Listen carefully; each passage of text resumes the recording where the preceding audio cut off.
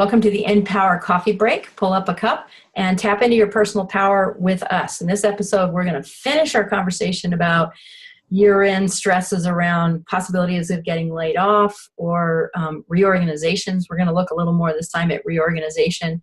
What happens if you think you're going to get reorganized? Maybe you're going to get saved from a layoff, but you might end up getting reorganized, although many of the issues are still the same.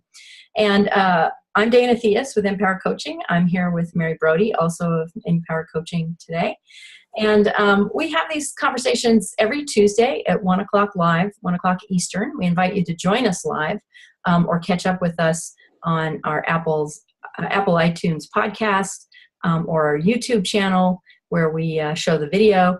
And in these conversations, we're really looking at InPower strategies to survive and thrive in your workplace, to be a leader, a strong, good leader in your workplace, and to build pro-employee and pro-human workplaces. So we invite you to join us and get reminders and invitations to each one of our upcoming calls by going to coffeebreak.InPowerCoaching.com. So let's get into it. Mary's had a lot of experience with reorgs and layoffs, as have I, on all sides of it. So we're just going to sort of dive into this. And there were a number of questions we didn't even get to last week, which is why we're kind of doing a part 2 on this. So Mary, where do you think we should start? Well, maybe we finish up from last time and then we can hit on the reorg issue. But I think the question that we started moving towards is, what if you're a survivor of a layoff? And then we'll circle back to the other stuff. But what if you're a survivor? And I think that's where we were starting to go towards. What do you do? What are some of the common feelings that you'll have or you should expect? And also, I'm kind of curious, when should you seek the help of a professional to handle the change if you're feeling very strongly about what's happened or very sad? What should you expect to feel? That's, survivor's guilt. It's more than survivor's guilt. Let me just say that. It's easy to sort of say survivor's guilt is the problem, but when you're caught up in any major change organizationally that affects your colleagues and doesn't affect you in the same way, particularly when it comes to layoffs. And this can happen, by the way, if you're in a very tight-knit team and some people are, they reorg you off the team. It feels like there was a layoff, right? It feels like the team was just blown apart and, nobody has the same job anymore. So that's where this line is very close in what we're talking about here. But when you survive a layoff in particular, it's very common to feel these competing emotions of, relief, like, phew, I still have a paycheck, and intense sadness that your team has changed, that your company has changed, that people you know about and care about are hurting or are scared or are, in this very uncomfortable place. And it's very normal to feel guilt about that, particularly sometimes, the way it might have been done favored you in some way or was perceived to favor you in some way. I've had people come to me later and go, you knew this, why didn't you tell me? And like, I didn't know it, but they thought I did, so it didn't matter, right? So there's a lot of difficult emotions going on. So be prepared to feel all of that. And part of that too is, which we don't talk about very often, is grief, right? I mean, you're gonna want to grieve the change, right? The people who are no longer there, the team meetings you don't have anymore or can't go to anymore.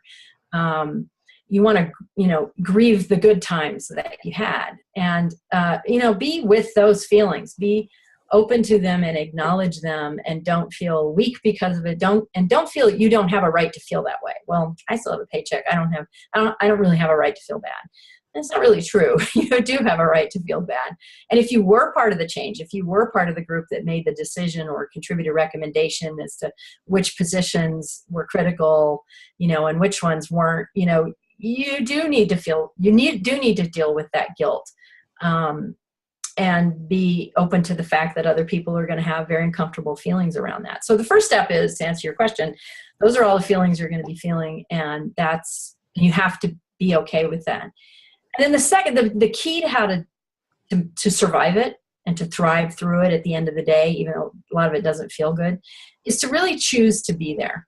Make an assertive choice that you want to be there, because part of you will be like, oh, maybe I wish I had gotten laid off. And we talked about that a lot in the last session, is that if you do want to be laid off because you want the package, you want the opportunity to move on, then raise your hand and say, hey, consider me for layoff. But if you've chosen to be there, or you weren't given that choice and you want to stay, you have to be really conscious, like, I am here, I am choosing to deal with the challenge of the transition, and to commit to getting us back to a place where, we're comfortable and we're productive and we're working as a team again. So whether you're the leader of that team, or you're down on the team, or you're the big boss over it, you have to really commit yourself to seeing that transition through. And when you make that commitment and you make that choice, now you've got purpose, and it helps pull you through the negativity for yourself and others. And it helps you be productive and positive, because a lot of time what's going on in that environment is everybody's so negative, and negativity, A, it doesn't help the organization get back on its feet, and B, it doesn't make you look good.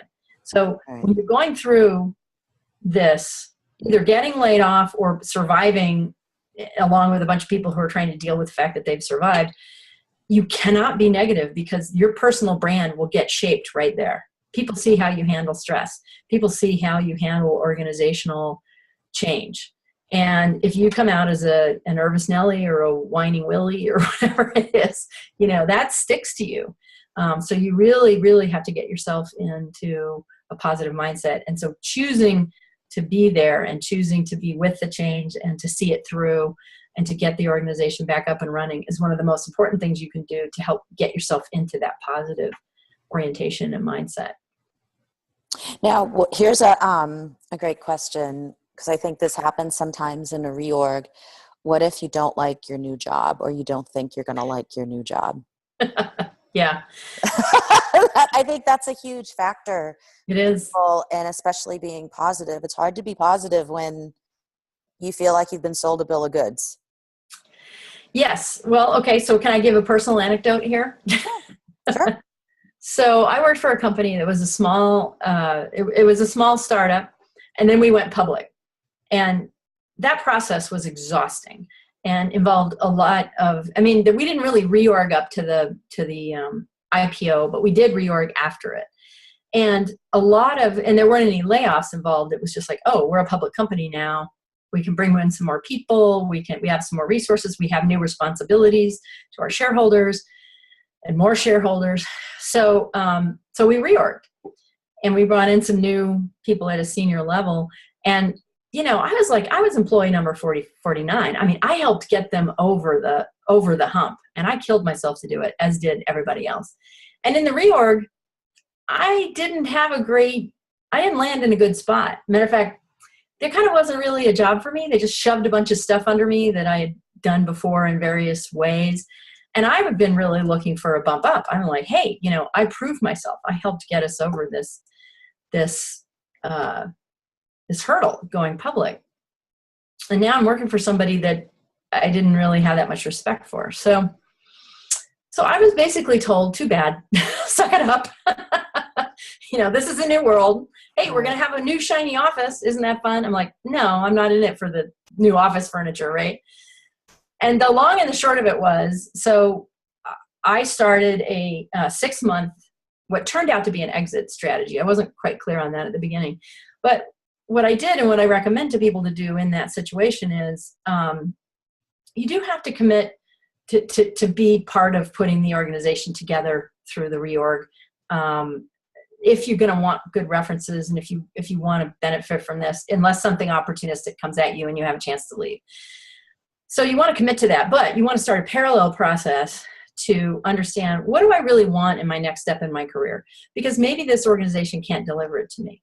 And in my case, that's exactly what happened. Is, the organization was still too small. There were too many levels between where I was and, kind of the where I wanted to get. It was sort of a senior vice president position. There was no vice president, senior vice president, executive vice president in this organization. There was no, between me and vice president, there was nothing. And the woman who was brought in was going to be there for 5 years and did have different experience than me. And it's like, I wasn't going to get that. So unless I wanted to move laterally, I had no choice. So I started a process of trying to figure out, well, what do I really want? What's important to me? What does my next career experience need to bring me? My kids were little, so I wanted more flexibility, and I kind of defined that into my job requirement because I just killed myself working, 60, 70, 80-hour weeks, and I knew I didn't want to do that anymore. And what ended up happening was kind of a funny exit where I ended up consulting back to the company for a while and then moving on to another position, and it worked great. It was a fantastic career transition for me, and I ended up hiring 10 people to replace my 3-person team. Because the organization was just growing that much. So it worked great, but it was all because I started that parallel track of, okay, I'm going to make this work, the job they gave me, and I'm going to start my career transition to my next phase. And I had the luxury of time. And this is the difference between being reorged and being laid off. When you're being laid off, unless you get lucky and you get 6 months to plan, most of the time you don't. You get fewer than that, 2 weeks to a month usually, at most. So in a layoff, you really don't have time. In a reorg, you have as much time as you want to give yourself. So take advantage of that. And you do have to do two parallel jobs, your regular job and the process of career visioning and job search and networking and interviewing and all that kind of stuff. So it's more work in a way, but it's work that's going to benefit you.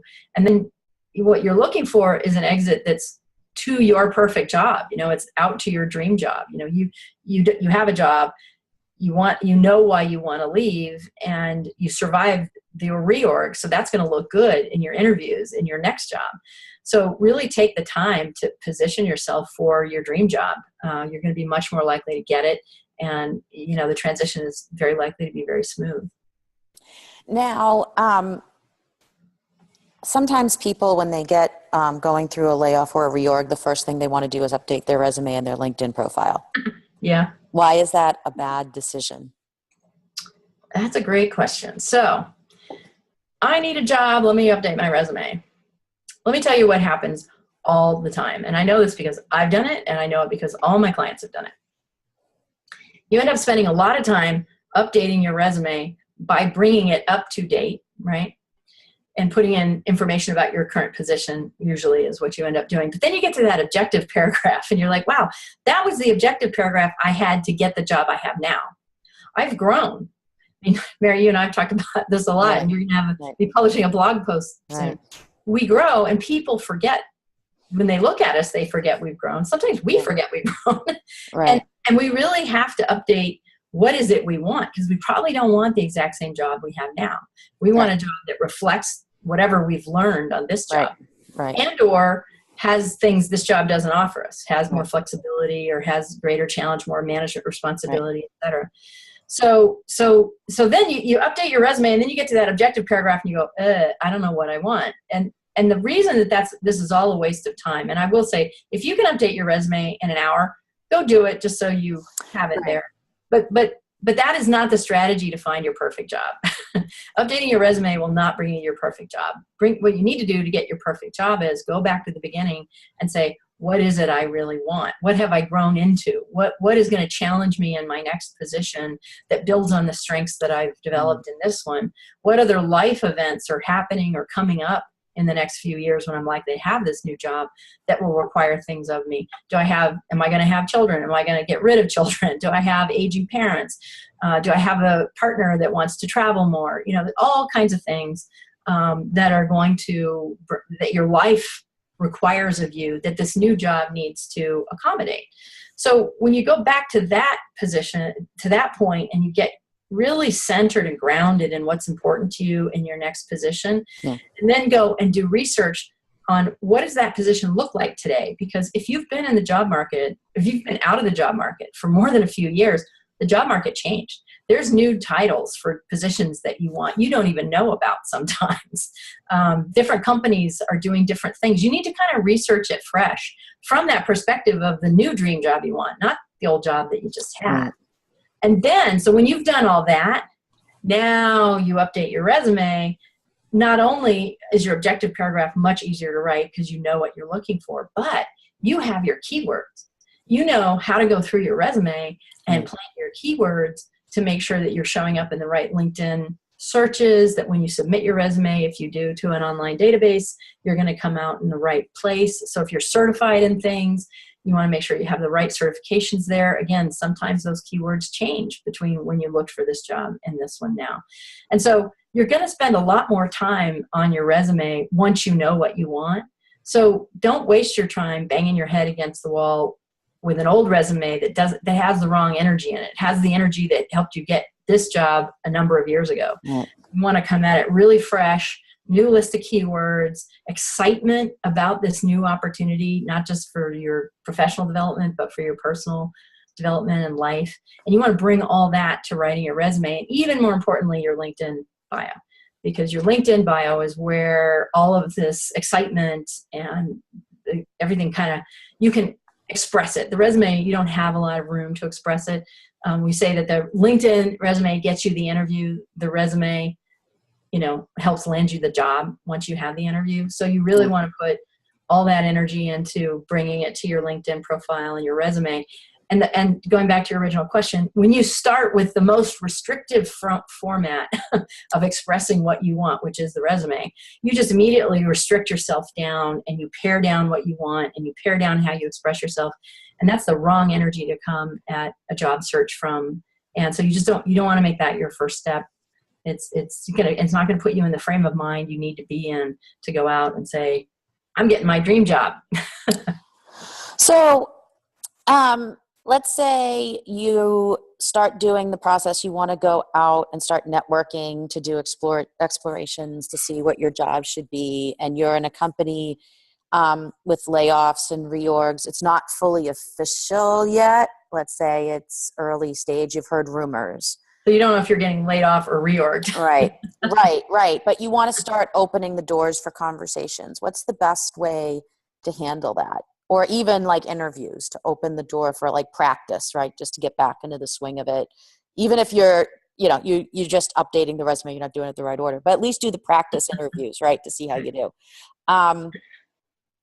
What do you do so you don't get in trouble? Oh, you mean in trouble, like notifying people that your company is about to go through? Yeah, like get in trouble with that. Or, if someone takes it the wrong way, like let's say a manager, there's a reorg happening, they find out you're looking for a job, and then suddenly they are like, oh, well, you're not interested anymore, so we'll put you on the layoff list. Right. I mean, like the implications, what are how do you tread the water so you don't get into that trouble, right? Like that's yeah. So let's break that question down, and really the first thing you have to do, if you get any noise that there's going to be changes going on, it's a good excuse for you to just say, do I like my job? Do I want something else?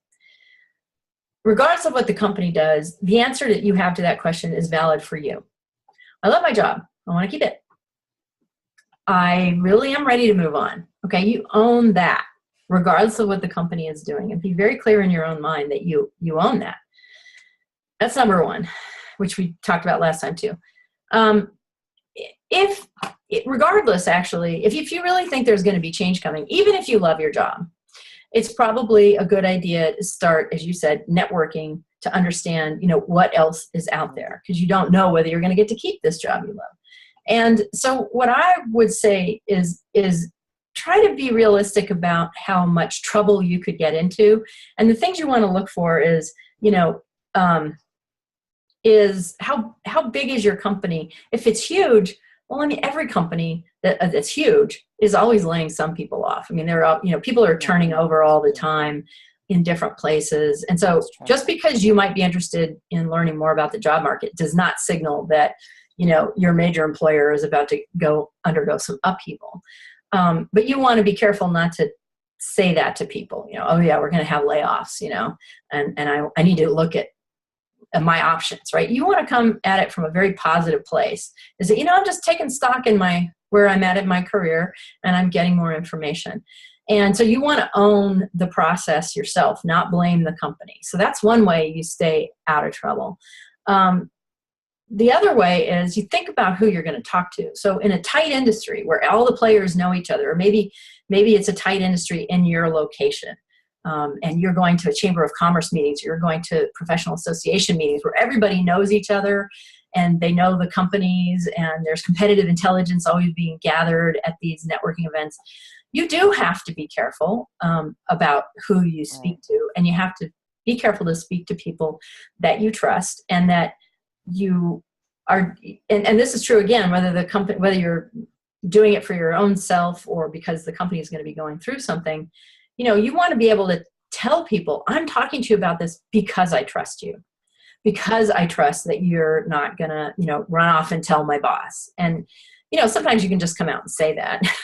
Other times you can be a little more circumspect and just kind of say, I'm looking for a couple of private conversations to, give me some perspective on, where I'm at in my career and where the industry is going. Keep it very general. And when you get people who go, that's nice, I just read something, that's not helpful. When they're like, hey, why don't we have coffee?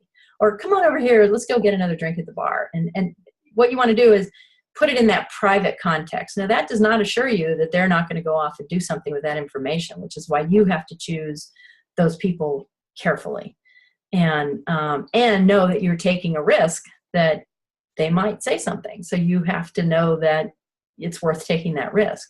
And I don't advocate acting out of fear, or just, running around trusting everybody.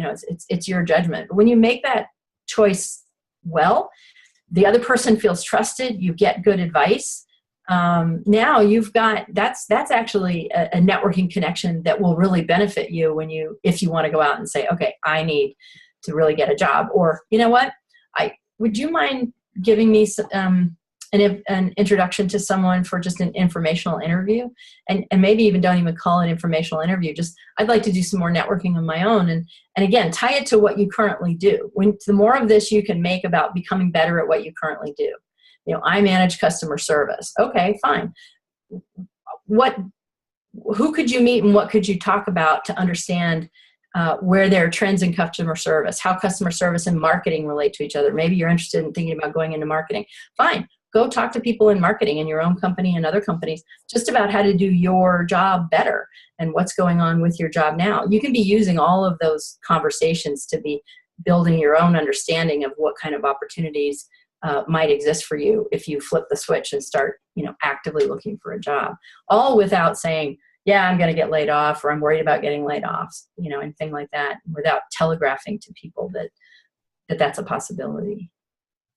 So that brings to the next question. Let's say you're in a management position and you hear that there is a definite, right? You do hear through your own management structure that there is a layoff.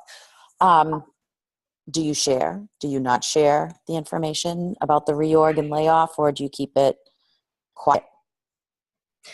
The first thing you do is ask for guidance from your management chain. More often than not, they're going to tell you right up front, hey, we're telling you this so you can plan, but don't tell your people. Because most of the time, the organization wants to plan how they're going to communicate with people and when they're going to communicate with people and all that. You do not want to go sideways on that process. You don't want to be the one that started the rumor that has everybody panic and all productivity stops. Right. So that's number one. Number two, though, is, and this is just kind of common sense, you want to start looking at your team. If you know you're going to be losing people, you need to start doing your own planning for how you're going to manage your team right. in that new environment.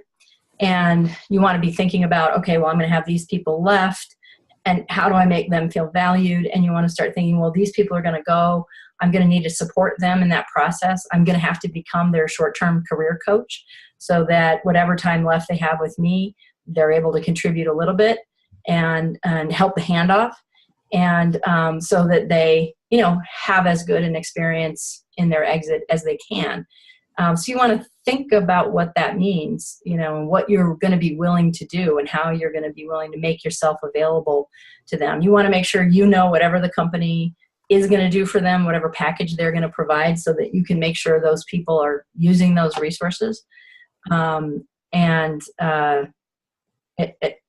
do your best. But sometimes, like, should I pull aside, this guy who I really like, who I really want to, I don't want him to be blindsided. Should I tell him he's going to get laid off?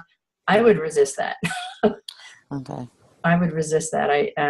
If you're best friends and you play golf together all the time, or you go drinking together all the time, or your families are close, maybe, but even in that situation, I would not recommend leaking it. There's too much negativity that can result from that, and including for you personally.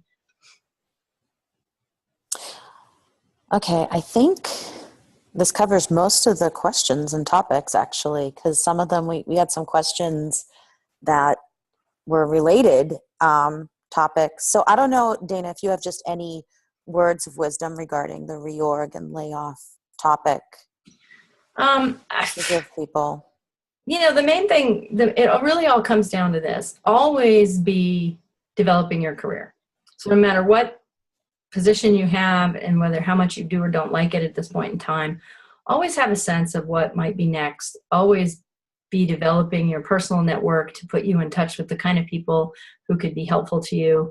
And by the way, we didn't talk about this, but network, looking for jobs inside your company, if it's big enough, is a totally valid thing to do, right? So if a reorg is coming up and you're in the office in Dallas, and there's a job that could be done remotely out of the LA office, start networking. That happens. People are successful in making that happen. But really, you always want to be knowing what's next in your career and be taking steps towards that. And that way, if you're going to get caught up in one of these reorgs or layoffs, you just accelerate that process. You just kind of turn up the heat, and rather than kind of getting caught flat-footed. I think that's my core advice. Okay. Which is why we have the Career Center, because it's always there for you. Right. I like the approach because I think sometimes people do get tied to their job itself and to the company, and then they forget that it really is about them and their career and what they want to do. And how that should or should not work. So it's interesting to to hear this from you and get the reminder to stay focused on your own career. It's not about the company and their path. It's about your path. And the average tenure of any job now is down under 5 years. It's more like 3.5 years. So even when I was coming into the workforce, most people had a job for 7 or 8 years at least at a time. And that's I don't want to say it's rare, it happens, but it's not nearly as common anymore. So you need to be thinking in terms of, you could be changing your job every 2 or 3 years. So that's not a lot of running room, right? To start over. So to your point, it really is about your path. Over the course of your life, you're going to have many, many jobs. So this one is one, but it is only one. And you always need to be looking at where in the string of pearls is this job. Right. So I guess that's it. Here we are at time, right? Yeah, I know. It seemed to all work out with the questions and everything. I know, it's true. Okay, well, I want to thank you, Mary, for hosting this and doing the interview. I like being interviewed. This is fun. And we invite everybody to visit us at coffeebreak.InPowerCoaching.com to see upcoming topics and get invitations to actually join us live here on these calls. You can also see past recordings and how to follow us on iTunes and YouTube there. So have an empowered day, everybody. And I hope that if your organization is undergoing changes, it all works out for the best for you and for those you work with. Take care.